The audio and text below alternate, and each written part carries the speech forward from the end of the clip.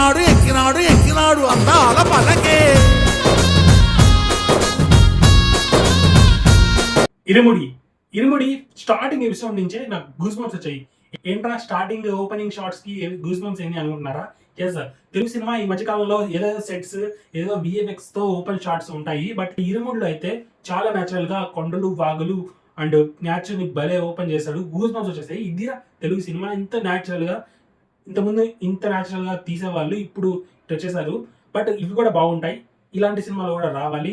Raviteja is back after Raja the great. Completely satisfied అయిన ఈ cinema ఇరుముడి. మధ్యలో క్రాక్ వచ్చినా అది కూడా బాగానే ఉంటుంది. బట్ ఈ సినిమా ఇచ్చినంత సాటిస్ఫాక్షన్ ఆ సినిమా లేదు, బాగానే అనిపించింది. ఈ మధ్యకాలంలో ఒక 10-12 ఫ్లాప్ అయితే పడినట్టున్నాయి. అయినా కూడా ఈ సినిమాకి మంచి బజ్ క్రియేట్ చేసింది. శివ దేవన ఎమోషనల్ సీన్స్ అయితే బాగా తీసారని ఆల్రెడీ తెలుసు. బట్ ఈ సినిమాలో చాలా నెక్స్ట్ లెవెల్కి వెళ్ళిపోయారు. ఎమోషనల్ సీన్స్ అయితే పిండేశాడు. ఆఫ్టర్ రంగస్థలం నాకైతే ఈ సినిమా చూసిన తర్వాత కన్నీళ్ళు వచ్చాయి. మీకే అనిపిస్తుంది? ఒకవేళ సినిమా చూస్తుంటే కామెంట్ చేయండి. పాటలు అయితే అదిరిపోయి మల్లెపూల పల్లకికి అయితే థియేటర్ ఎరప్ట్ అయింది.